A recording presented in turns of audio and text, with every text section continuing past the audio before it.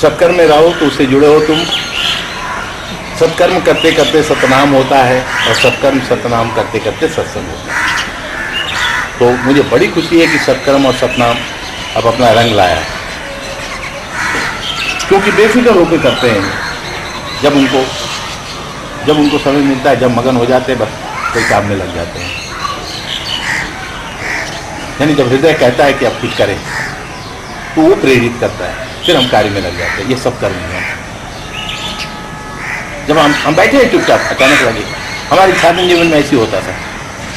रात को मैं नींद में सोया रहता था, मैं अपने से कुछ नहीं कर किया, तो ब्रह्म ही की इच्छा, ब्रह्म मैंने देवी को दूसरा नाम से ब्रह्म ही कहता हूँ, ब्रह्म की इच्छा शक्ति को ब्रह्म चैतन्य शक्ति कहते हैं। जो दरबार में ब्रह्म की जयकार बोलते हैं ना आप लोग, ब्रह्म दरबार की जय। क्योंकि दरबार तो घर वाली क्या होता है ना, घर वाला तो फक्कड़ है, दम धड़म घूमता रहता है, इसलिए दरबार ब्रह्ममयी का होगा। वही दरबार की जय हमने कहा है। पुरुष तो हमेशा बाहर घूमता है, नारी घर संभालती है, घर का कौन है आलिना। तो इसी तरह ये भी तो एक विश्व मिलन का केंद्र है, तो यहाँ भी ब्रह्ममयी के दरबार, उसके गोद में हम कार्य करते हैं। तो माँ चैतन्य शक्ति के माध्यम में समर्पित होकर के और हम कार्य में रत होते हैं। जब हम कार्य में रत होता है तो हमारा सत्कर्म हो जाता है।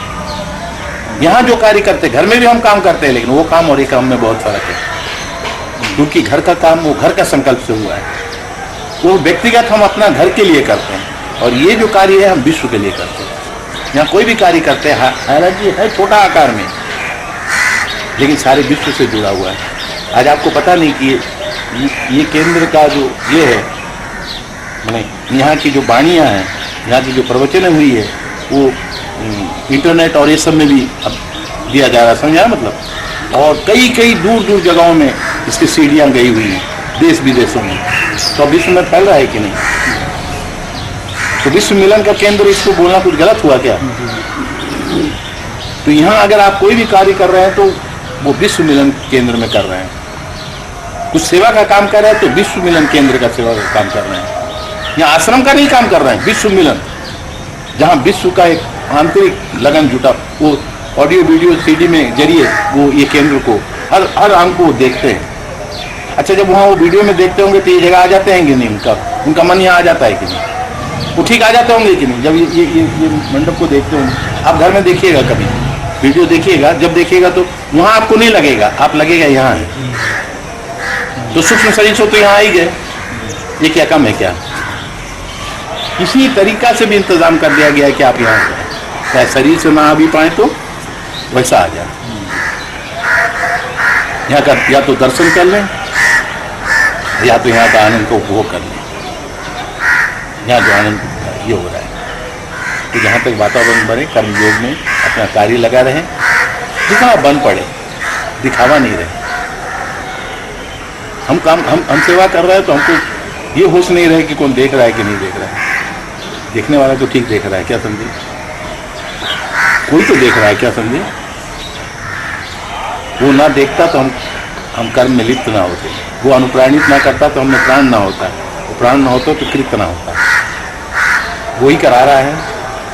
हम कुछ भी कर रहे हैं तो ये अहंकार नहीं आना चाहिए कि हम कर रहे हैं, वो हमसे करा रहा है। कितना सुंदर है, निमित्त मात्र भव सर्वसा। हे अर्जुन, महाभारत के युद्ध में तुमको यह अभिमान ना हो जाए कि तुम ये युद्ध कर रहे हो। निमित्त मात्र भव सर्वसाची, तुम अपने को सिर्फ निमित्त समझो। पंच पांडव को अहंकार हो गया, जब महाभारत खत्म हुआ ना, भीम गदा लेकर के और सीना फुला करके बोला है कि हमारे कारण, क्योंकि हमने अपने गदा से बड़े बड़े हाथियों को उड़ाया। भीम तो ऐसी बहुत फेमस है, और थोड़ा मोटा बुद्धि है तो उसको अहंकार स्वाभाविक है। मोटा बुद्धि है, अहंकार स्वाभाविक है। अर्जुन बोल रहा है कि हम धनुष के जरिए ये किए। अब कृष्ण चुपचाप, ये जो तेवर ले रहे लोग, और समझे, और द्रौपदी कह रही है कि हम अगर प्रॉमिस नहीं करते और ये लोग मेरे प्रिय हैं, हमारा अपमान ना होता, हम बाल खुल करके प्रॉमिस नहीं कर, कसम नहीं खाते, तो ये महाभारत नहीं होता पूरा। वो भी उसमें वो सोच रहे उसके कारण महाभारत हुआ। और नकुल सहदेव कह रहा मेरे को तो पहले ही पता था, वो पहले भविष्यवाणी जान लेता था। तो उसका वो अपना जो एस्ट्रोलॉजी का उसको अहंकार है, अरे ये तो हम पहले ही जानते थे, बाबू तू पहले जान। तो सब अकड़े हुए हैं। और नकुल धनुर्धार माने तलवार चलाने में बहुत माने निपुण था। बोला कि हम तो हमारे ही कारण तो सब मैदान साफ हो गया, सब अपने अंदर उनका खिल रहा है। कृष्ण रहे देखे द्रौपदी का हालत देखे, बोले ये तो गए सब, ये तो हमको भी खो देगा ये, क्योंकि अहंकार आया तो भगवान से विमुख। अरे अहंकार जहां वहां भगवान से विमुख, यानी प्रभु से विमुख। बोले इन तो इंतजाम कर रहा है अपना। तो बोले एक काम करो, तो बर्बरी कहते हैं बिहारी भाषा में, या बिराल सेन कहते हैं दूसरे लैंग्वेज में। तो बिराल सेन था, वो एक संकल्प लिया था कि एक ही दिन में महाभारत हम खत्म कर देंगे बोल करके। तो कृष्ण ये बात को जान लिए थे, तो उसको बोले थे कि ब्राह्मण होकर के उससे दक्षिणा ले ली थी। बड़ी लंबी घटना है, छोटे में बोल दे रहे हैं। तो भाई तुम गुरु किए हो? बोला नहीं हम तो गुरु नहीं किए। तो बोला हम तो ब्राह्मण है, हमको गुरु कर लो। कृष्ण बोल रहे हैं उसको। समुद्र के किनारे एक वाण को घस रहा था वो। तो कृष्ण बोले कि क्या बात है, क्या इरादा है? अंतर्यामी थे, लेकिन फिर भी अंतर्यामी जान के अनजान बनता है। वो तो अब मेरा वाणी नहीं, जान के अनजान बन गया हूँ, क्योंकि तेरा मेहमान बन गया हूँ।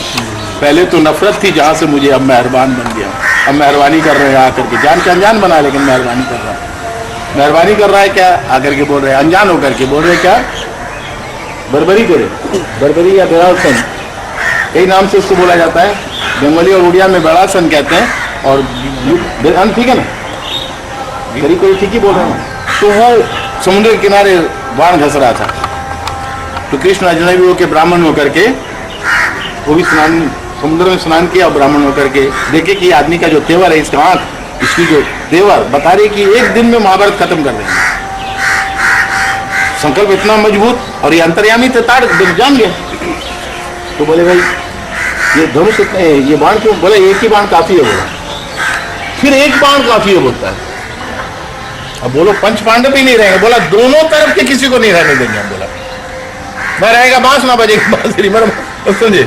ये लड़ने वाला चक्कर खत्म कर देंगे। मैंने दुर्योधन तो जाएगा ही जाएगा, इनको भी हम नहीं छोड़ेंगे, क्योंकि ये भी कम नहीं है, क्योंकि दोनों ही युद्ध के संकल्प वाले हैं। तो युद्ध के संकल्प वालों को ही मिटा देंगे या आइंदा से युद्ध नहीं हो, मैंने संकल्प ना उठे। बात पकड़ में आ रही है? थोड़ी बारीक है। बोला बड़ी मुश्किल बात। तुरंत कृष्ण ब्राह्मण का रूप ले लिए और आकर बोल रहे कि भाई एक ही तो बाण क्यों घस रहे हो भाई? बोला कि एक ही बाण से पूरा महाभारत खत्म कर देंगे हम। बोला एक ही बाण से? बोला कि नहीं, बचकाना वाला बात मत बोलो, ये कोई मामूली बात नहीं है।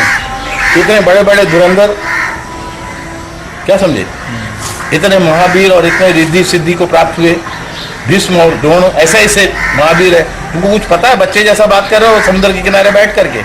उम्र भी क्या 18-19 साल का था। भीम का ही पुत्र था जी, इनडायरेक्ट में, ये जो बर्बरी था, लेकिन उसको भी खुद नहीं पता कि वो भीम का पुत्र है। इसलिए बाप के प्रति मोह नहीं है इसका, इसलिए सबको खत्म कर देगा वो। तो कृष्ण बोले प्रमाण क्या है?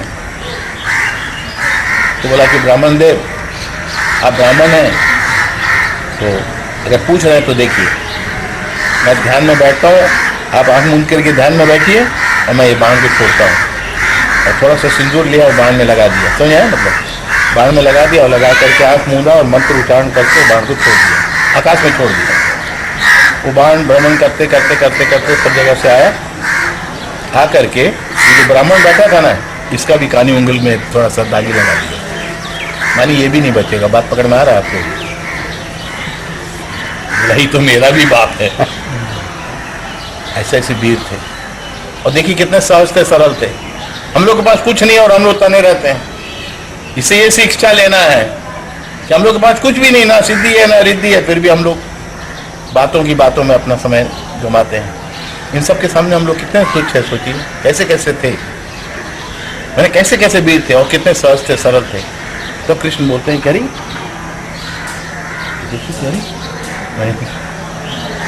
यही तो हमको मैंने लिस्ट में हमको भी ले लिया है, ये भी तो शामिल लेना है उसने। यही तो नाच के गोवर्धन यही है मतलब। बोला कि ये बाण कहाँ से बोला कि आप ध्यान में नहीं देखे? पहले पूरे दुर्योधन के जितने दल के सबों को ये तिलक करके आया है, जाइए सबके देखिए सिर में तिलक है। अब जिन जिन को तिलक है उन सबका कलाम हो जाएगा सब, माने एक ही बाण सबको काट काट के आ जाएगा। बोला कि हम भी नहीं बचेंगे। बोला वो तो अपने पाँव में देखिए। बोला वो तो हम देख लिए। तो बोले कि तू इतना शक्ति का प्रयोग करने मांगता है और ये कृत होने वाला है, ये होना ही है, तो तूने गुरु किया है? देखिए बड़ी इतना शक्ति मिला है बिना गुरु का। यानी ये बताया जा रहा है, इसमें महाभारत में बात बताया जा रहा है कि कुछ भी शक्ति तुमको मिल जाए, लेकिन अगर गुरु नहीं तुमको मिला है तो तुम्हारे लिए वो घातक है, वो तुम्हारे लिए घातक है। तब बोला कि तुमने गुरु किया है? बोला नहीं, मैंने तो गुरु नहीं किया। बोला एक काम करो, सोने में सुहागा, हम तो ब्राह्मण है और तुम क्षत्रिय हो, हम ब्राह्मण भी है, मौका भी है, अवसर भी है, और तुम्हें हम शिष्य स्वीकार करने के लिए हम तैयार भी हैं। तो गुरु जब खुद ही तैयार है हम शिष्य के लिए, तो बोला कि तुमको बना बनाया तो मिल ही जा रहा है, बाकी उसके बाद जो करना है करना। अब वो तो अपने फोर्स में था, गुरु इसी टाइम में अपना काम करा लेता है, समझे ना। गुरु को मालूम है कौन टाइम में किसको हिसाब में लेना है, वो अपना वो ठीक टाइम में वो अपना हिसाब में लेता है। ये तो बड़ा खुश हुआ कि बना बनाया मिल गया, समुद्र के किनारे ही मिल गया, अरे बना बनाया मिल गया, और खुद बोल रहा है कि तुम, एकदम खुशी से फूल गया। बोला अरे हम धन्य हो गए। बोला जल्दी जाओ स्नान करके आओ। वो जल्दी गया, स्नान करके आया, बेटा बोला 3 बार समर्पण करो, फिर उसके कान में कुछ गुरु का मंत्र दिए। बोला हमने मंत्र तो दे दिया, गुरु दक्षिणा नहीं दोगे? अब उसको ये नहीं पता था कि गुरु का दक्षिणा भी होता है बोलकर। बोला कि गुरु दक्षिणा नहीं दोगे? बोलिए क्या दें, क्या चाहिए आपको? मेरी सारी विद्या ले लीजिए, मेरी सब कुछ ले लीजिए। बोला नहीं, गुरु दक्षिणा में तुम्हारा सर चाहिए। गुरु दक्षिणा में कृष्ण जैसा व्यक्ति देखिए कहाँ क्या प्रयोग कर रहा है, सदगुरु कैसा प्रयोग कर रहा है देखिए। तीसरा सुनने में जरा भद्दा लगता है कि नहीं, अरे ये सदगुरु है, सत्य धर्म शांति प्रेम अहिंसा का सागर है, और ये क्या मांग रहा है। लेकिन अभी बीच में सुनने पर थोड़ा अजीब लग रहा है कि नहीं। ये तो कोई दुश्मन मांगे तो दुश्मन इस तरह की बात मांगता है, लेकिन सर मांग रहा है। सर का मतलब अहंकार का प्रतीक होता है, सर अहंकार का प्रतीक है, यानी तुम्हारा जो जानकारी का अहंकार हमको दे दो, यानी सर दे दो। तो लौकिक में भी तो बोला कि मेरी बहुत सर तो हम आपको दे देंगे, लेकिन हमारी बहुत अभिलाषा थी कि मैं महाभारत का दर्शन करूं, मैं महाभारत का युद्ध देखता कि कैसे कैसे योद्धा लोग इसको युद्ध करते हैं, और ये एक बचकाना युद्ध है जो कि मेरा एक बाण के लिए काफी था, और इतने धनुष बाण वाले खड़े होंगे दोनों तरफ में, तो देखना चाहता हूँ कि क्या क्या बचकाना करेंगे इसमें। ये काम कर रहे हैं कि कोई और कर रहा है, वो हम देखना चाहते हैं। देखिए वो कहां तक देख रहा है, क्या बोल रहा है। अरे सामने में जो ये कर रहेंगे, युद्ध करेंगे, ये यही कर रहे हैं कि और कोई है इनके पीछे। अरे वो इनडायरेक्ट इन्हीं को इशारा कर रहा है, तो समझदार के लिए इशारा काफी है, जैसा गुरु वैसा चेला। अब जब सिर ही ले लिए तो अब बात तो उसी, अरे जिसने अपना कृष्ण को अपना सिर दे दिया तो अपना अहंकार दे दिया, तो अब उसके सिर से बात निकलेगा, कृष्ण को भी पहचानने वाला बात निकलेगा कि नहीं। और सब नाटक इसी का है, वही मैंने इनडायरेक्ट यही बोल रहा है कि तुम ही नाटक का गोवर्धन हो। इनडायरेक्ट ये बोला, बड़ी प्रेम से बोल रहा है, हमें देखना चाहते हैं। बोला ठीक है। रण क्षेत्र में एक स्तंभ बना दिया गया, एक किनारे पर एक स्तंभ लगा दिया गया, और ये मस्तक को उसमें लगा दिया गया। बोला कि ये मस्तक तब तक अनुप्राणित रहेगा, धड़ तो अलग हो गया, ये मस्तक जीवित रहेगा। ऐसे शक्तियां रहती थी, ऋषि मुनि के समय में भी ये घटना हुई है। और परमात्मा क्या नहीं कर सकता है, प्रभु क्या नहीं कर सकते हैं। वो मस्तक जो है जीवित रहा, और पूरा सेंसिटिव रहा, माने कि पूरा ग्रहण करने की उसके अंदर शक्ति थी, देखने की और समझने की। और जब महाभारत शुरू हुआ तो वो स्तंभ के ऊपर में घूम घूम करके मुंडी चारों तरफ, उसका मर्जी है, जब चाहे जिस तरफ घूमे और युद्ध देखे। देखा देखा देखा, तो बात तो ये वाला अब आई। और वहाँ क्या बात चल रही थी कि पंचो पांडव एकदम अकड़े हुए हैं, द्रौपदी अकड़ी हुई है, कुंती बोले कि हमारे पुत्रों के कारण जय हुआ, हमारा भी इसमें मैंने हमारी आशीर्वाद से हमारे पुत्र शक्तिवान हुए। और द्रौपदी कहती है कि हमारा क्या, सबका अपना अपना तेवर है। तो कृष्ण बोले कि इनको भी दुर्योधन का हवा लग गया। बुरे से युद्ध भी करने पर बुरे का थोड़ा हवा लग ही जाता है। युद्ध तो ऐसी तामसिक है तो थोड़ा तामसिक का छाप नहीं पड़ेगा, इसलिए सब अकड़ गए। और बोले तामसी का छाप पड़ेगा तो कृष्ण से विमुख हो जाएंगे। कृष्ण क्योंकि पूर्ण पवित्र और शुद्ध सात्विक है और इनका अभिमान अहंकार आ गया, तो तोड़ने के लिए देखिए इसको मस्तक, इनका मस्तक सबका उठा हुआ है और वहां भी एक मस्तक काम कर रहा है, गौर करिएगा। यानी मस्तक अहंकार का प्रतीक है।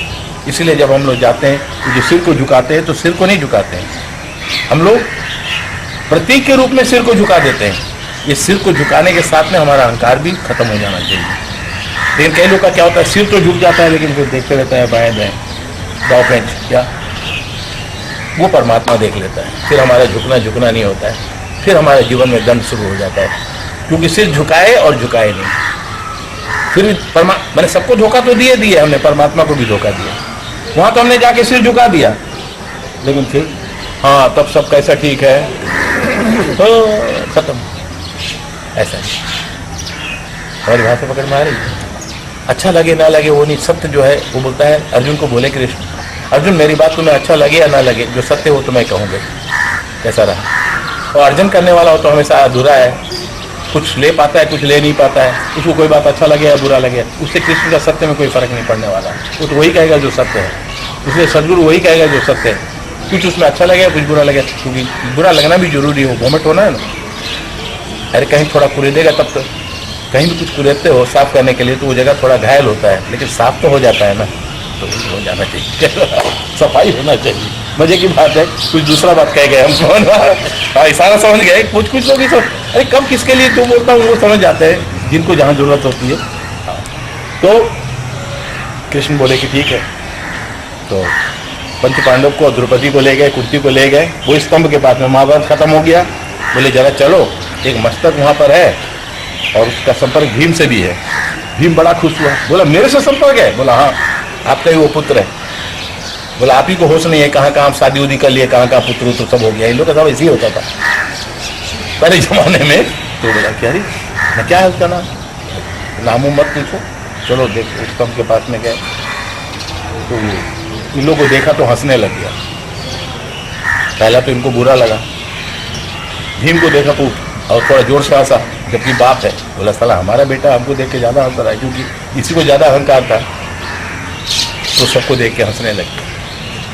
तो कृष्ण बोले कि बरबरी एक काम करो, तुम्हें तो मैंने दिव्य दृष्टि दिया है, क्योंकि तुम्हारा माथा जब हमारे हाथ आ गया तो जो मेरी दृष्टि वो तुम्हारी दृष्टि हो गई।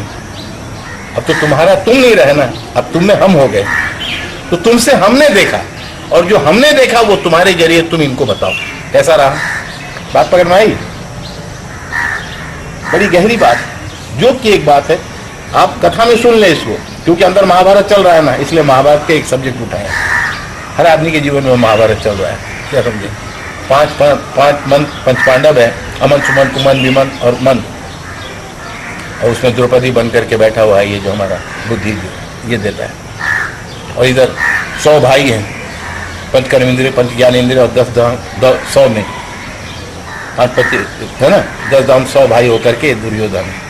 काम, क्रोध, मोह, माया, मद, मात्सर्य, ज्ञान, अहंकार, ये दुर्योधन है। तो अंदर तो महाभारत चल ही रहा है, पिंड में ही महाभारत चल रहा है, ब्रह्मांड में ही। अब उसको व्याख्या नहीं करेंगे ना तो हाँ दूसरा हो जाएगा। खैर, और कुछ ही लोग को है, इसलिए गेट खुला रहने पर ये आ नहीं सकेंगे, समझे ना? ठीक है, किसी को कुछ ही कोई प्राप्त है, बड़ी मजे की बात है। वॉलंटियर की जरूरत नहीं है इसमें, कैसा रहा? जिनको पाना है वो पा लेंगे, जिनको नहीं पाना है धीरे से खिसक जाएंगे। किसी को पता भी नहीं है कब गया है यहाँ से, कैसा रहा? वॉलंटियर नहीं दरकार है। वॉलंटियर क्लब में दरकार होता है, ड्रामा होने के टाइम में दरकार होता है, नेताओं का मीटिंग में वॉलंटियर का दरकार होता है। सदगुरु का सत्संग में अगर वॉलंटियर लगा, ये सदगुरु नहीं। कैसा रहा? नहीं? अच्छा, फिर दूसरी बात वो हो गया तो तब सब शांत हो गए। सब शांत हो गए तो मजे की कुछ काम की बात भी सुन ले। बहुत सच्ची बातें हो रही है, बहुत तरह से बात करके एक ही बात को बता रहा हूँ। तब कृष्ण ने जैसे ही आदेश दिया, तब वो बोला कि प्रभु मैं सच बोल दूं? तो बोला हाँ। तो मैंने इतना ही देखा कि एक शंख आगे आगे बसता जाता रहा, कौरव की तरफ से एक शंख आगे आगे बसता जाता रहा और एक चक्र उसके पीछे चलता रहा। वो कौरव की तरफ से पांडव की तरफ जाता था, और पांडवों के कुछ लोगों का को काट कूट करके और फिर वो कौरव की तरफ आ जाता था। आगे आगे शंख और पीछे पीछे चक्र है, और फिर कौरव के सैन्यों का, और लोग सैन्य मैंने युद्ध क्षेत्र में मरते गए, गिरते गए। शंख बजता जा रहा है और चक्र काटे जा रहा है, हमको यही दिखा, लेकिन वो शंख किसका था, वो चक्र किसका था, वो हमको नहीं पता। तो करता और कोई था, इल्लो सोच रहा है, इल्लो कर रहा है। बात पकड़ में आ रही है? मतलब चक्र माया का प्रतीक है, परा माया शक्ति का प्रतीक चक्र है, जो हमेशा काटता ही चला जाता है। जहां भी अज्ञानता होगा उसको वो काटेगा, क्योंकि परा माया चैतन्य शक्ति है। और शंख उद्घोष है शुभ का, कि अशुभ को शुभ की प्रतिष्ठा करने के लिए अशुभता का विनाश। तो यह मतलब, और दोनों कैटेगरी में जहां जहां भी थे उन लोगों का अस्तित्व मिटा दिया गया। बोला मैं यही देखा, ना अर्जुन का नाम लिया, क्या समझे? अब अर्जुन का माथा नीचे, भीम का माथा नीचे, सबको बुरा लग रहा। तो हम लोग कुछ नहीं किए। बरेली बोला नहीं, हम अपने दिव्य दृष्टि से यही देखे, हम अपने दिव्य दृष्टि से यही देखे। तो ये कथा से क्या सीखे आप? इस प्रसंग से क्या सीखे? अरे ये महाभारत की प्रसंग है भाई। कई लोग बोलते हैं कि बाबा जी शास्त्र पुराण की बात नहीं कहते हैं, झूठा अफवाह फैलाते हैं। ये कहाँ की बात है? अभी जो कहे कहाँ का बोले? लेकिन कहने का शैली अपना अलग है। कहने का शैली तुम्हारे जीवन में वो कहाँ काम आएगा। ऐसे हमारे जीवन रूपी महाभारत में भी शंख बजते रहना चाहिए। शंख मतलब हमारे प्राणों से शंखनाद निकलना चाहिए, वो भजन, वो भाव का शंख ध्वनि निकलना चाहिए। ध्वनि ही शंख का प्रतीक, शंख जो प्रतीक है ध्वनि का। तो प्रभु की प्रार्थना की ध्वनि अगर निकले तो प्रभु का जो रक्षक रूपी जो चक्र है वो हमारे जितने भी दूषित विकार अंदर है, अंदर और बाहर, यानी अर्जुन का विभाग का या दुर्योधन का विभाग, मेरी बात पकड़ना है ना? मतलब उनको काटते हुए शुद्ध करता चला जाएगा, मैंने करके, और एक शांति और सुख का वातावरण बना। यानी हमारे अंदर जो एक महाभारत चल रहा है, हम लोग के अंदर भी कोई महाभारत चल रहा है। ये मैंने पिंड, ये ज्ञान तत्व में थोड़ा पिंड में महाभारत बोल दिया, थोड़ा पिंड और ब्रह्मांड को एक साथ किया। कहते हैं पिंड और ब्रह्मांड जहाँ एक मत होता है वहीं सदगुरु का अनुभूति होता है। पिंड में भी महाभारत बोले और ब्रह्मांड में भी महाभारत। अब ये जो महाभारत है ये हिंदू मुस्लिम सिख से क्या समझे? सबके अंदर आ गया कि नहीं? मनुष्य मात्र के है अंदर हुआ कि नहीं? और अगर आपके अंदर है तो सबके अंदर है। मेरी बात पकड़ो। अरे बाप रे, ये महाभारत की बात हुई तो जा देवी सर्वभूतेषु लीला। अच्छा, प्रसंग खत्म हुआ, ठीक है ना? शंख बजता रहा और चक्र चलता रहा, मतलब वो शंख बजता रहा, चक्र चलता रहा, बात खत्म हुआ। उसके बाद फिर नहीं, अब पंच पांडव अगर सर झुकाए है तो ये उनके ग्रुप में ही ना है। उसमें द्रौपदी और कुंती भी सर झुकाई, बोली कि नमन, धन्य हो प्रभु, धन्य हो श्याम, तुमने हमारी आंखें खोल दी। तो उन्होंने जब सर झुका लिया, पंच पांडव, कुंती और क्या द्रौपदी, तो हमारे माताएं बहनें उनके तरफ से सर झुका ली, और आप लोग तो नहीं हैं। ये सर से ना झुकाए भी तो अंदर से तो कहीं झुक गया ना, मालूम हो गया। ये कभी भी ना हो कि हम करते हैं, कोई और करता है। करने वाला कोई अदृश्य शक्ति है, वो हमसे कराता है। मणिसो गाई दोइबो दौड़ी मणिसो गाई, उड़िया में कहावत है, दोइबो दौड़ी मणिसो गाई, जेनी की पैन लेते नहीं की जाए। परमात्मा जो है, हम लोग गौ हैं और उसके हाथ में डोर है, वो जिधर हमको ले जाता है हम उधर राजी हो जाते हैं। इसमें राजी हो जाना चाहिए। जो राजी हुआ वो राजा हो गया। मीरा को देखे राजी हो गई, मीरा शाम से राजी हो गई और जुग जुग के लिए अमर हो गई। हम लोग राजी नहीं होते। राजी मतलब समझे, उसके ऊपर समर्पित हो जाना, उस पर वो जो कराए। आज हम फिर आ गए आपके बीच। हम आप लोगों से कहे थे ना, इंग्लिश का ये वर्ड आप लोगों ने सुना होगा, डॉक्टर लोग ज्यादा बोलते हैं, आपको फुल बेड रेस्ट चाहिए। अभी हम फुल बेड रेस्ट में हैं। यानी कि हमारा जो बेड है वो रेस्ट में है, और good east and west, north and south में है। कैसा रहा? वो एकदम डॉक्टर ठीक बोला, लेकिन उसका अर्थ नहीं समझ पाते ना लोग। बोला कि बेड को रेस्ट में आप रखिए। अरे हम तो बेड को हमेशा ही रेस्ट में रखते हैं, गुड को हमेशा समाज में बांटते हैं। कौन सा गलती करते हैं? इसलिए गुड आ गया समाज में बंटने के लिए, बेड रेस्ट में। ऐसा डॉक्टर का बात वो जो लिख दिया है उसका एक बात नहीं काटते। डॉक्टर बोलेगा कि हम सुने थे आप आश्रम गए थे, हम बोलेगा हाँ बेड को रेस्ट में रखे थे, फिर चल रहा था काम चल रहा था। कैसा रहा बेड रेस्ट? ये मीनिंग तुमने कभी नहीं लगाया होगा, कैसा आ गया भाई? पकड़ में आ रही है बात? डॉक्टर ने कहा बेड को रेस्ट में रखना। सचमुच है, सत्संग में बेड का क्या काम? बेड माने बिस्तरा भी होता है, बेड माने गुड और बेड एक होते हैं। तो हम तो ये बेड अर्थ लगा रहे, बेड माने खराब, नेगेटिव बातें, संसार की बातें, जंजाल की बातें, संसार की भाव दशा की मगन होना, ये सब बेड है। जो लोग इस संसार में ज्यादा मगन होते हैं वो लोग बेड रेस्ट है। डॉक्टर को खुद ही नहीं मालूम लिखेगा क्या, वो तो खुद ही बेड रेस्ट है, क्योंकि फीस लेता है तो बेड रेस्ट नहीं है। बोला गया है ना कि वो एक कहावत है कि बुरा ना मानिएगा कोई अगर यहाँ पर कोई क्या बोलते हैं वैद्य की पत्नी हो तो, एक उड़ीसा में कहावत है कि वैद्य सबका इलाज करता है लेकिन पहले मर जाता है, उसकी पत्नी पहले विधवा हो जाती है, क्योंकि हर दवा का अपने ऊपर एक्सपेरिमेंट करता है और चला जाता है। भाई तो हमारे पास पढ़ना हुई सारा समझ रहे हैं। उड़ीसा में एक कहावत, आई एम वेरी हैप्पी, अर्ध चंद्रकार होकर आप लोग बैठे हुए और हम बिंदु में बैठे हुए हैं, इससे और क्या सुंदर बात हो सकता है। बहुत आनंद है, ये सब अपने आप हो रहा है। तो आज बहुत आनंद है। आज महाभारत के एक प्रसंग हुई, पंच पांडव को अभिमान हुआ, कुंती को अभिमान हुआ, द्रौपदी को अभिमान हुआ। इस अभिमान को कृष्ण तोड़ने के लिए ही प्रसंग चल रहा था। शॉर्ट में थोड़ा आप भी ले ले, ये ना हो कि बाबा जी हमको बेमानी किए, बाकी को सुनाए और हमको नहीं करें। तो शॉर्ट में आपको कह देते हैं, हमारी माताओं में ग्रहण करने की शक्ति ज़्यादा होती है, इसलिए उनको सार भी दे दो तो वो अपना काम कर जाते हैं। अब भाइयों में थोड़ा तर्क वाला विचार उठते रहता है, इसलिए उनको विस्तार में बोलना पड़ता है। इसलिए भाइयों को विस्तार में बोलना पड़ता है, माताओं को सार बोलने पर काम हो जाता है, क्योंकि वो तो सार को हजम कर जाती है। समर्पण होता है उनमें, इसलिए सार को हजम कर जाती है। माताओं को ग्रहण करने का शक्ति होता है, इसलिए सार बात बोल दो वो अंदर जाएगा, भूलेगा, समझ आए या ना आए वो मगन है। लेकिन पुरुषों को हाँ फिर ऐसा कैसा हुआ, मुंडी घूमता था गाय को, कृष्ण गाय तो उसका मुंडी कटवा ली है, इतना बात हो, माताएं वो बात नहीं उठाएंगे, बोले जो भी हुआ होगा ठीक हुआ, क्योंकि शाम जो भी करेगा गलत नहीं करेगा। ऐसा रहा तो बहुत आनंद है, आज बड़ी आनंद हुआ। तो एक बात मैं कह के गया था आप लोग को, फिर दोहरा रहा हूँ, और अभी मैं यहाँ से उठ रहा हूँ, क्योंकि मैं करीब आया हूँ कब से, कब से आया हूँ, 2 बजे से आया हूँ। कितना टाइम हो रहा है हमको तो टाइम नहीं हो रहा, टाइम रेस्ट में, हाँ बेड रेस्ट में, हाँ 2.5 घंटा हो गया। 2.5 अक्षर प्रेम की पढ़े सो पंडित हो, यही प्रेम का अपनापन है। एक बार याद रखना, हमेशा परमात्मा को अपने वर्तमान में अनुभव करना।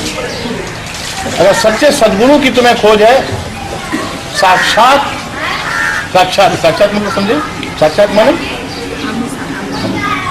जैसा संस्कृत में उस बात को बोला गया है, पुराने जमाने की ऐसी भाषा थी, हमारी हिंदी भाषा में यानी मुलाकात या सामना सामने। गुरु साक्षात, साक्षात मतलब हवा में नहीं, साक्षात हवा। फिर अगर उठते जाएगा तो वहाँ चीची कर देगा, इज नॉट गुरु। गुरु साक्षात का मतलब वर्तमान, गुरु ब्रह्मा, तो वो जो हिल डोल रहा है वो गुरु ब्रह्मा, उससे जो कृत हो रहा है, उससे जो शब्द निकल रहा है वो गुरु ब्रह्मा है। शब्द ब्रह्म है, शब्द सृष्टि है, उसकी जो हाथ पांव की जो हाव भाव है वो अगर हिल रहा है, वो अगर चलायमान है, वो अगर क्रियावान है, तो वहाँ सृष्टि हो रहा है, वहाँ क्रिएशन हो रहा है, पंच कर्म इंद्रिय और पंच ज्ञान इंद्रिय के जरिए। इसलिए जब नमन करता है तो इनका संगम, ये पंच कर्म इंद्रिय और पंच ज्ञान इंद्रिय का नमन होकर के जब अहंकार का माथा नमकता है तो नमो साकार नमस्कार होता है। आपको खुद ही नहीं पता नमस्कार का क्या है, बस एक दूसरे को हाय हाय चल रहा है, ऐसी जिंदगी में हाय हाय ठीक ही कर रहे हो, कोई बात नहीं, लेकिन नमस्कार बड़ी मजे की बात, बड़ी फ्लोरी बातें खुल रही हैं। तो कहने का मेरा तात्पर्य है कि हमेशा यही प्रार्थना करो, बाहर भजन में नहीं गा सको कोई बात नहीं, भजन कर लेने के बाद में भी हमेशा यही सोचो कि वो मेरे प्रभु मेरे साथ, मेरे पास, मेरे गुरु मेरे साथ है, मेरे पास है। देखो जिंदगी के बहुत से काम अपने आप बनने लग जाएंगे, क्योंकि पास है तो उसको पता है वो अंतर्यामी, हमारे लिए क्या जरूरत है वो पूरा व्यवस्था कर देगा। और जब तुम ये पास से बोल के थोड़ा अनुभव करोगे और सामने में कुछ खाली जगह में ऐसे उनको आह्वान कर लोगे, गुरु का आह्वान करो। गुरु साक्षात गुरु ब्रह्मा गुरु विष्णु, ब्रह्मा माने कर्म योग से मेरे सारे कर्म की जो व्यवस्था बिगड़ गई उसको संतुलित करने का भार आपको देती हूँ। गुरु ब्रह्मा, गुरु विष्णु, मेरे भाव में जो विचारों का जो वो उथल पुथल हो रहा है उसको संतुलित करने के लिए आप प्रकट होइए। गुरु विष्णु, गुरुदेव महेश्वरा, हमारी जो आज तक जो उधार ज्ञान, जो अनुभव से, जो बाहर सुने हुए ज्ञानों से या पढ़े हुए ज्ञान से जो भी मैं जान के जिससे मैं चंचलवान हो रही हूँ, वो ज्ञान को मेरा स्थिर करो और वो ज्ञान से स्थिर होकर के आपको जो स्थिर रूपा, आप चंचल होते हुए जो सदा स्थिर है, आपको अनुभव कर सकूं, जी सकूं, जान सकूं, आपके रसामृत को पान करके अपने जीवन को अमृतमय बना सकूं। ऐसी स्थिति हो, ऐसी भावना हो। ये तीनों कार्य होता है। उसके कर्म योग से गुरु ब्रह्मा है, वो उसके भाषा भाव से जब जो शब्द से जो भाव के तरंगे निकलते हैं वहाँ वो गुरु विष्णु है। सदगुरु की बात कह रहा हूँ। तुम ब्रह्मा विष्णु माने वो भी एक ठीक ही है, वो पहला चरण की बात है। मेरे पास सही है, मतलब पहला चरण की एक बात है। जैसा कि आ आई का खा गा गा, ये पहला चरण का बात है, लेकिन वही सभी अक्षर को जोड़ करके फिर ऊंचे ऊंचे बातों की बात बनती है। उसी वही जन मन को मंदिर बोल के जब कहते हैं आप, तो एक मंदिर का विराट रूप आ जाता है। उन अक्षरों को जोड़ते हैं जब, लेकिन जब शुरुआत करते हैं बच्चे स्लेट और ये में, तो स्वरवर्ण व्यंजन वर्ण आ आई में शुरू करते हैं। और जब उत्तम कोटि में चल जाता है तो मंदिर या आश्रम या सदगुरु का दरबार, ये उत्तम कोटि में चला जाता है। वहाँ भी तो वही अक्षर ना प्रयोग हो रहा है। तो अक्षर कहाँ तो जहाँ वो अक्षर प्रयोग होता है उतनी उसकी शक्ति बढ़ जाती है, उतनी उसकी महिमा बढ़ जाती है। इसलिए ये तीनों में, कर्म योग में भी जब रहो, पूरे घर के काम करते हुए में ये महसूस करो कि आज मैं जाऊंगी या जहाँ जा रही हूँ उनका संकल्प लेके वहाँ मुझे सदगुरु का साक्षात दर्शन हो। या सूक्ष्म रूप में अगर मैं मान लो ऐसा ना भी हो पाया तो मैं अगर सोई हूँ तो सपने में, अगर स्वप्न मुझे आते हैं तो और कोई सपना है, सदगुरु की आदेश दर्शन निर्देश और मुझे कैसे जीना चाहिए उनका मार्गदर्शन सपने में आते करें। ये तो और भी आसान हो गया। इसी को तो कहते हैं गुरु की कृपा, यानी वो इतना कृपालु है, सदगुरु इतना कृपालु है कि सपने में भी आके आपको मार्गदर्शन कर सकता है। लेकिन अगर स्थूल शरीर से आ गए, सक्षम है, गृहस्थ परिवार में आप लोग हैं, तो ये सौभाग्य है और ये सिद्ध पीठ है। और सिद्ध पीठ में उसको आह्वान करना, United power is God power, एक वर्ड है जहाँ से यूनाइटेड मतलब बहुत सी आत्माएं जहाँ एक जगह एकत्रित होकर के जब कोई एक शक्ति को आह्वान करते हैं तो this United power is God power is already वो आकर के वहाँ पर पुंजीभूत होता है। तो सबकी भक्ति का भाव का एक ऊर्जा एक जगह पुंजीभूत होता है। पुंजीभूत होते साथ वो एक स्वरूप लेता है और वो स्वरूप जैसे लेने को होता है वो जो स्वरूप कहीं भी होता है वो वहाँ प्रकट हो जाता है। वो बीच से कहीं से भी आ जाएगा और प्रकट हो जाएगा, यानी संगत हो गई, सदगुरु का संगत हो गई। शायद कुछ बात समझ आए या ना आए उस पर ज़्यादा जोर मत दो, लेकिन बात जो सच है बोले जा रहा हूँ, आप पकड़ में आ रहा है बात। इसलिए हमेशा वर्तमान में उसको याद करो। डॉक्टर का वो वाला बात खत्म हो जाए कि बेड रेस्ट में ही रहता है हमेशा। सदगुरु का अगर काम में लग जाए तो फिर सदगुरु कैसा। डॉक्टर इतना सुंदर लिखा ना, जो डॉक्टर हमको लिखा बड़ी सुंदर लिखा कि बेड को आप रेस्ट दे दीजिए। हमने कहा बेड को पूरा फुल रेस्ट दिए, वो समाधि अवस्था में गुड अपना काम कर रहा है। आज हमको आप लोग के संगत में, आप लोग का भक्ति भाव से ना इस बात का मीनिंग हमको समझ। मैं इंग्लिश नहीं ज्यादा जानता, लेकिन हम हमेशा बोलती है डॉक्टर हमारे पीछे क्यों पड़ा हुआ है। उनके साथ ये भी लगे हुए हैं। आपको डॉक्टर बोला है बेड रेस्ट बोल के, हमको बोले अकेले टाइम में आइएगा, थोड़ा सा बैठिएगा, धूप तापिएगा, क्योंकि अनफिट है। क्योंकि डॉक्टर बेड रेस्ट बोला है तो यहाँ पर भी आप चेयर में बैठिएगा, थोड़ा आराम करिएगा और भक्त लोग आने का पहले ही भाग जाइएगा।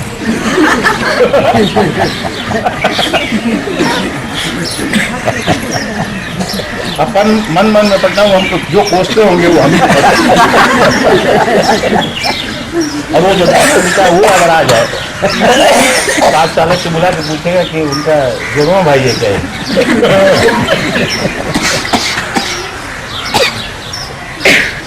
आप लोगों को मैं सत नमन करता हूँ। मम आत्मा सर्वभूत आत्मा हम रम्यते सर्वात्मने, गीता की जो ये बात है आज हम फलीभूत होते हुए देख रहे हैं। आप में बड़ी क्षमता है। आप ऐसी मत सोच लेना, मीरा बोल के छोड़ मत देना, मीरा पर ही मत छोड़ देना। अरे मीरा तो मीरा की मान हुई, एक कन्या को अगर मीरा की क्षमता मिली है तो हर एक को जन्मसिद्ध अधिकार है मीरा का क्षमता को प्राप्त करने का। वो भक्ति लाओ, वो भाव लाओ, फिर रविदास तुम्हारे सामने आ जाएगा। वो किस रूप में आएगा वो तो उसकी मौज है ना, क्या कि उसके ऊपर भी तुम मालकियत करोगे। अब गुरु पर मालकियत करोगे तो फिर उसका मौज खत्म हो जाएगा, इसलिए उस पर मालिकियत मत करना। वो कैसा आएगा, किस रूप में आएगा। और बड़ी मजे की बात है, इतना सुंदर आपको थर्मामीटर दे रहा हूं। देखिए ये इससे बड़ा चाबी क्या है, अगर सच्ची लगन से भक्तों के भाव में भजन और भाव और भक्ति अगर हो और सब एकत्रित होकर के केंद्रीभूत होकर के सदगुरु का आह्वान करें तो कोई 2 नंबरी गुरु वहां टिक सकेगा? आएगा 5 गिलास पानी मांगेगा, भागेगा यार। तुम्हारे सामने टिक नहीं सकता, क्योंकि तुम्हारे आंखों से तुम्हारी प्रभु की दर्शन तुम चाह रहे हो, तुम सदगुरु की चाह रहे हो, जिसका स्थूल शरीर ब्रह्ममय हो, जिसका सूक्ष्म शरीर विष्णुमय हो, जिसका कारण शरीर शिवमय हो और महाकारण में जो स्वयं ब्रह्म में लीन हो। गुण में रहते गुणातीत रहो और गुणातीत होते हुए भी जो सभी गुणों में बरतता हुआ, शब्द में आनंदमय हो, भाव में चित्त पर चैतन्यमय हो और लक्ष्य में जो ज्ञान में हो। ऐसी गुरु मिलेगा, जो चाहोगे वही ना मिलेगा। इसलिए जहां तक कोशिश करना, बहुत मिल गए तुम्हें, अब सदगुरु की जरूरत है। धर्मगुरु बहुत मिल गए, धर्मगुरु मिले क्यों? पंडित पुजारी बहुत मिल गए, अब सदगुरु की जरूरत है। और ये जो जीवन मिला है, कल का किसको भरोसा है? इसलिए आज और अभी उसे बुला लो, आज और अभी। वो जहां भी होगा वो प्रकट होगा। लाख बेड रेस्ट की बातें हों, बेड को तो रेस्ट देनी है। हम तो बार बार बोलते हैं I very like this word, ये वर्ड हमको छू गया आज। उसको एकदम उसको रेस्ट नहीं देगा तो गुड का बात ही नहीं होगा। बड़ी आनंद है, तो बहुत आनंद है। तो आज आप लोग का ऐसा सोचिए कि आप लोग हमारे दर्शन करने नहीं आए, मैं आप लोग का दर्शन करने आया। आज इतने रूपों में मैं अपने प्रभु की झलक देख रहा हूँ, मेरे अपने गुरु का झलक देख रहा हूँ, वो सब में। और याद रखना, कभी भी अपने को ये नहीं सोचना कि मैं कम हूँ। सबको जन्मसिद्ध अधिकार है परमात्मा को प्राप्त करने का, सबको जन्मसिद्ध अधिकार है, सबको जन्मसिद्ध अधिकार है। वही हमारा लक्ष्य है, वही पूरा होना है। उससे पहले आप शांति से रह भी नहीं पाओगे। लाख कथा सुनो, अभी तो घर में बैठे बस सोए हुए बच्चियों को बोल दिया टीवी ऑन कर दो, बस कथा शुरू हो गया, कथावाचक कथा बोल रहा है। कथा सुनते हो लेकिन कथा के पीछे व्यथा लगा हुआ है। सदगुरु कथा नहीं कहता है, सदगुरु बरसता है, सदगुरु की आंखों से कृपा बरसती है, सदगुरु के अंग प्रत्यंग से सच्चिदानंद की तरंगें निकलती हैं और यहाँ जीवित है, अनुप्राणित है।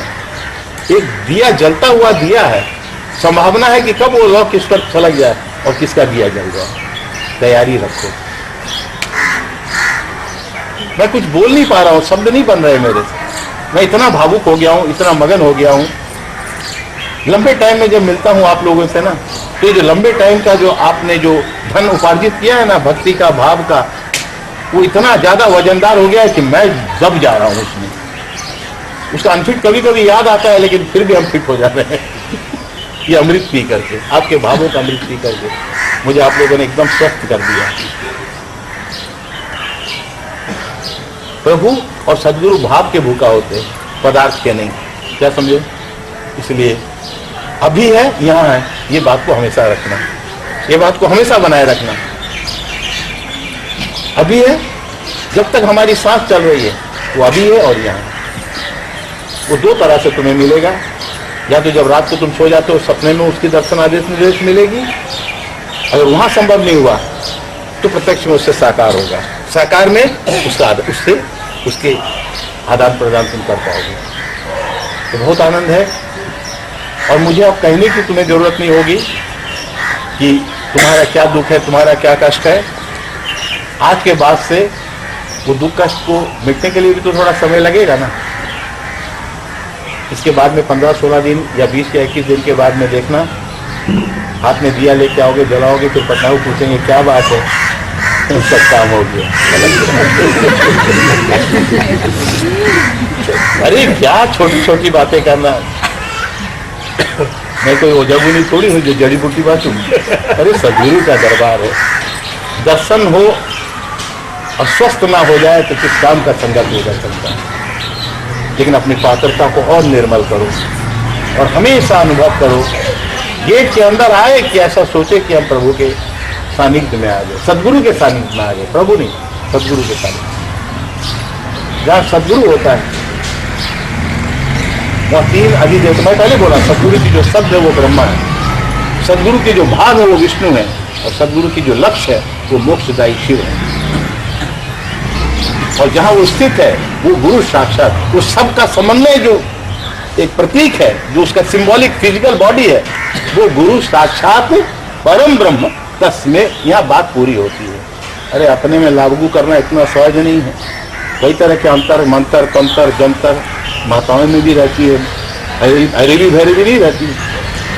और ये कितना साल से दरबार है। अरे ये आज का है क्या? अरे बाबा जी आज के है क्या? पता है पता? ये बात हमेशा दोहराते में आ रहा है। सब आएंगे, समर्पित होकर आएंगे, सबके लिए द्वार खुला है। अहंकार से आएंगे बदन जलेगा, कुआं में 4 लोटा 4-10 बार सिपाही नहाएंगे, बदन जलते ही जलते यहाँ से जाएंगे, उनके बदन जलता है यहाँ नहीं रहेंगे, चले जाएंगे। अहंकारी का बदन जलेगा सदगुरु के संगत में रहने पर। अगर आप लोगों में किसी का बदन जल रहा है तो तकलीफ बुरा मत माने, कोई विकार है इसलिए जल रहा है, या कोई शक्ति कोई अधिक शक्ति है इसलिए बदन जलेगा। कई लोग आपको बोलते रहते थे, पहले आता नहीं था बदन जलता है बदन जलता है।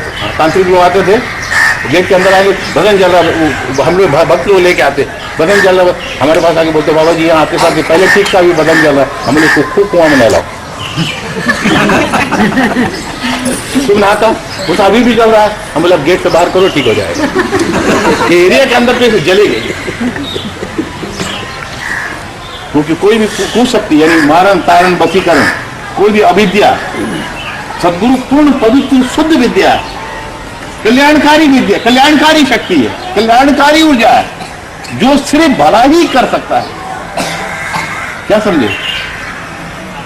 मिश्री को फेंक के भी मारो, अगर हाथ में आ गया चक्कू तो मीठा ही लगेगा, और धीरे से हाथ में दे दे तभी चक्कू मीठा ही लगेगा ना। ढेला के रूप में भी जाए तभी वो मीठा है। क्या समझे? पानी में घोल के पियोगे तभी भी मीठा है। ऐसा गुरु है, दोनों प्रयोग वो करता है जिसको जब जो जरूरत होता है। तो इसीलिए दरबार में चिंता ना करें, बस आए और कहे कि बस उनके पास आ गए, अब वो संभाले।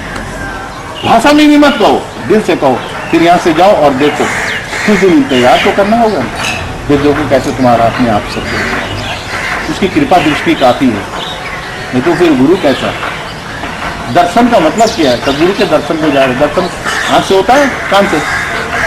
अरे दर्शन, ये जो दर्शन कृपा दृष्टि, इस पर फिर मैं बताऊंगा कभी मौका मिलेगा। साइंटिफिक लॉजिक यौगिक वैज्ञानिक आदि प्रैक्टिकल प्रेजेंट एंड फ्यूचर।